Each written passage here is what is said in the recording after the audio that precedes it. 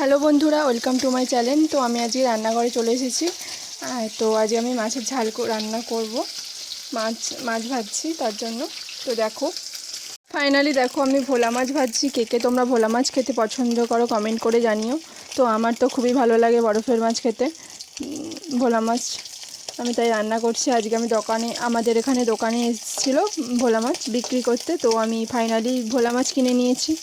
তো আমরা ভোলা মাছ তো খুবই ভালো লাগে, তাই আমি ভোলা মাছ কিনে রান্না করছি। ভোলা মাছের ঝাল করব পিটপিটে। তো তো আমার মাছটা ভাজা হয়ে গিয়েছে। তো আমি এবার লাবিয়ে নেব মাছটাকে। তো আমার 4টে মাছ ভাজা হয়ে গিয়েছে।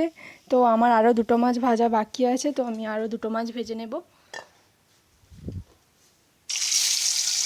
তো গ্যাসের ফ্লেমটা আমি জোর দিয়ে দেবো।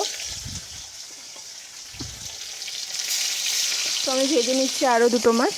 তো আমার মাছগুলো ভাজা হয়ে গিয়েছে। এবার মাছগুলো আমি লাবিয়ে নেব। তো আমার পুরো মাছই ভাজা কমপ্লিট। এবার আমি মাছের ঝাল রেসিপিটা দেখাবো তোমাদেরকে। তো আমি কড়াতে তেল দিয়ে দিয়েছি। এবার আমি আদা রসুন পেস্টটা দিয়ে দেব। আদা রসুন পেস্টটা দিয়ে এবার আমি ভেজে নেব।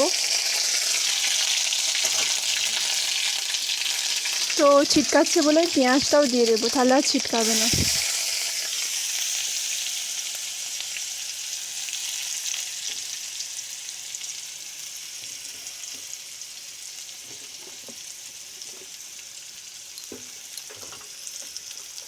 গ্যাসটা একটু মুছে নিলাম।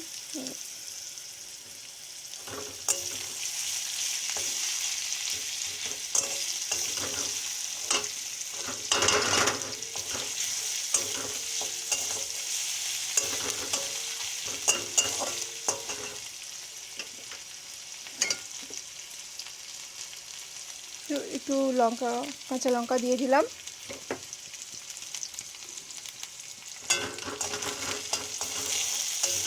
ভালো করে নেড়ে নিচ্ছি। ভালো করে। তো অতিরিক্ত ছিটকানোর জন্য আমি হলুদটা দিয়ে দিচ্ছি।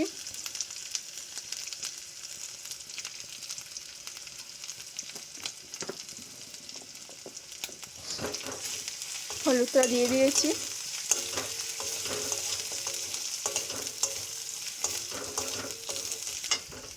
তো লঙ্কা গুঁড়ো দিয়ে দিচ্ছি, যে যতটা পরিমাণ ঝাল খেতে পছন্দ করো সেরকমভাবে দেবে। তো অল্প করে জিরে গুঁড়ো দিয়ে দেব।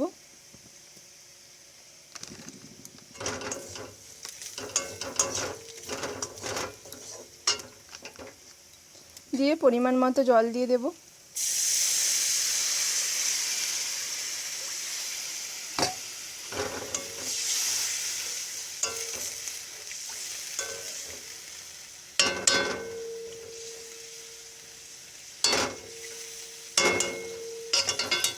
এবার পরিমাণ মতো নুনটা দিয়ে দেব। এই যে নুনের ডিব্বাটা।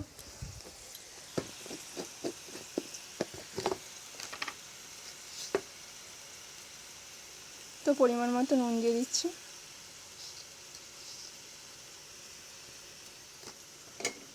এবার ঝোলটা ফুটে গেলে খালি মাছটা দিয়ে দেব। তো ঝোলটা ফুটে উঠেছে। তো আমি এবার মাছগুলো দিয়ে দেব। তো আমাদের ঘরে আমি আর দিদাই থাকি, তাই 3টে মাছ করছি। আর 3টে মাছ রেখে দিচ্ছি, কালকের জন্য করব। একটু নেড়ে নেব।